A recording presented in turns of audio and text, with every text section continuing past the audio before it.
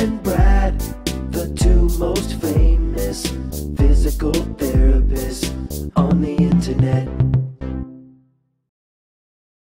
Hi folks, Brad Heineck, physical therapist, and here we have Chris the Pharmacist. Hey guys. Today we are going to talk about apple cider vinegar used for leg cramps and more. This is a very interesting video if you have leg cramps particularly, and if you want to find a nice way to get rid of them. We'll get into detail on that, but before we go any farther, Bob's not here today, obviously, so we're very happy to have Chris join us. He's very knowledgeable and did a lot of research on this. So we got some anecdotal evidence and some great research. Yep. But before we go any farther, we got to mention. All right, here we go. Get business out of the way. Today we do have a giveaway. The giveaway is this nice massage gun. It's the C2 Bob and Brad massage gun. This is great for massaging those muscles. You can't go wrong with it. No. It is on the giveaway. If you want to get it, go to bobandbrad.com, go to the giveaway section, click on that, go there, and it'll take care of itself, and sign up for it. You can also go to Facebook. It's pinned to the top of the page. Click on that, and it'll get you there as well. You can go to Twitter, Instagram. You can't get into the giveaway there, but you can, watch short versions of us. There we go. Yeah, 60 seconds long. You don't have to have all the babble. And don't forget the TikTok. You can't forget the TikTok. Plus, this is going to be on a podcast as well. There we go. Driving down the road. Exciting. You can listen to us. Exciting. Learn about cramps and how to get rid of them. So, we're going to talk about apple cider vinegar. We've done this before, yep. But this is kind of interesting because Chris has cramps. Most everyone has cramps. Everyone has cramps. Everyone has cramps. It seems like leg cramps are more prevalent overall. We don't have any research on that, but as a therapist, I've worked with a lot of people and tried to help them how to get rid of their cramps with stretching, and it's always, I can't think of a time where it wasn't leg cramps. Hamstrings, quads, yep. or calves. It always seems to be below the waist. But I mean, if you think about it, we walk, we stand. I mean, we're creatures that move all around. Right, so right. I think it stands to reason, at least from a logical standpoint, that I think it's just day-to-day activity that can lead, whether it's muscle weakness, whether it's dehydration. There's a lot of things that lead into it, but it's always below the waist. And it seems to me either athletes are more prone to it or older people in their 50s and 60s, perhaps. Yeah, you bet. Higher. Yeah, statistically, it's the majority of people that have cramps, 60-year-old ladies. 60-year-old females. Yep. And that's from the research. That's from the research. All right. So for whatever reason, don't know why, okay, they probably work harder than us. Well, bottom line. That's a given. Exactly. Exactly. All right, so we have that information. So where's the bottle? Here we go. This is what happened. This is the true story. My wife saw this bottle at a hardware store in La Crosse, Wisconsin, and it says, stops leg and foot cramps in about 1 minute. So she says, Brad, my husband, the famous physical therapist, might be interested in this. So she brought it home, and I looked at it, and I went, yeah, it's going to work in 1 minute. So anyways, and I looked at the ingredients, and Chris, you research this in detail. Oh, yeah. Because Chris was having cramps consistently. I have cramps all the time. So I happily gave this to Chris, and I says, you can try this. And I think Chris in his head said, ha, ha, ha, ha. Yeah, right. I renamed it the salad dressing treatment. Yeah, I mean, and you can tell, go give them all the details on this. So this happens to be, it says proven old Amish formula. And I kind of laughed at Brad, just like his take when his wife had mentioned it to him at the hardware store. And I'm like, there's just no way this is going to work for a leg cramp. And we've actually done videos on cramps, and we've done extensive research on cramps, and we've personally had cramps, just like all of you have had cramps. Right. And nobody likes cramps. They hurt, they wake you up in the middle of the night, or they happen at the most inopportune time. It's just not a lot of fun. So I really scoffed at Brad's apple cider treatment. Oh, you didn't even use it. You just put it on the table, and he called it the salad dressing because there's actually a little more than apple cider. The actual ingredients in here are apple cider vinegar, pure, organic, unfiltered. It's got the mother. So, I mean, it's everything you want. But it also has a little bit of ginger, and it also has a little bit of garlic. And so in my mind's eye, rationally, as a pharmacist, I'm thinking pharmaceutically, I can't come up with a reason for any one of those three things to stop a cramp. Right. And I'm thinking, well, this could be one of those family old remedies that, for whatever reason, works. And I don't care why it works, but Chris you know, it's nice to know because he wants to know how it works. I want to know why, because I like to tell my patients, you know, what really works and why and what we have to be careful with. Sure. And so to me, it's important. And so, but one night I had my cramp and I'm like, well, darn it, I'm going to go down. And I had to go all the way downstairs with the cramp. Which location of the cramp?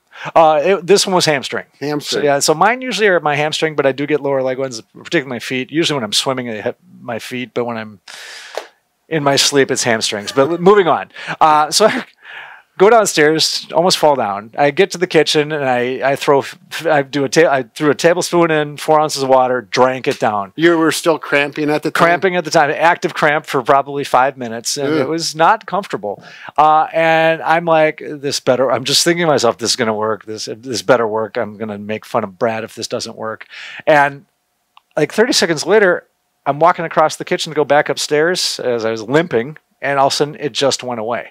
So it released. It released, and there is no explicable reason. Gut transit time is 30 to 60 minutes. So you're going to drink this, and it should take time to go from gut to body to create it.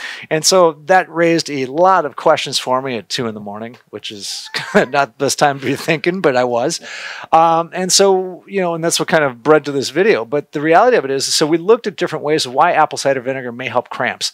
And there are studies after studies that existed, like 11 people here, 6 people there, 12 people there. It's hard to study cramping because unless you do some pretty mean things to people, it's hard to induce one. Sure. But they do seem to come when we're sleeping or at rest or even during activity. I mean, athletes have cramped during games. You'll see football games, you'll see marathoners, you'll see track runners. With fatigue and heat, I think. Yep, which makes sense because, you know, we can always think about hydration and electrolytes, which are kind of the mainstay. And there's, you know, big companies like Gatorade and Powerade, that's how they make their bread and butter off of it. Right. But when we kind of looked at some of this and the amount of evidence that is out there that studies hydration and electrolytes, and there's anecdotal evidence probably at best because there's just not enough wide body of research with apple cider vinegar.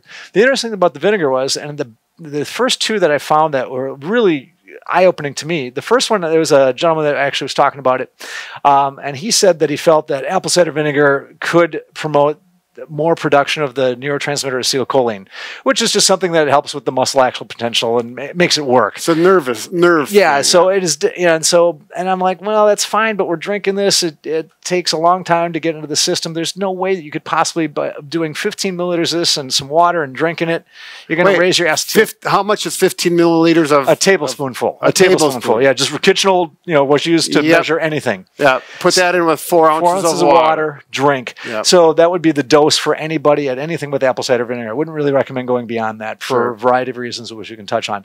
But I just don't think there's any way we can naturally stimulate creating a neurotransmitter to just build up more and stop the cramp. So I read another article. I actually saw some Swiss research, and they actually said that they think the cramp is actually from just your brain being scrambled. It's a bad message being sent to the muscle. The muscle doesn't release. So you're in this static state where it's just beating you up, and it hurts. Everybody has had one knows. Yep. And so when you take this, I mean, you get relief within 30 to 60 seconds. So to me, it's what they actually believed in their research, whether it was consumed or rinsed in their mouth, and this is why they think it was a nerve problem, is they think the sourness of the apple cider vinegar sends a signal to the brain, and it literally just stops off the transmission that is creating the cramp.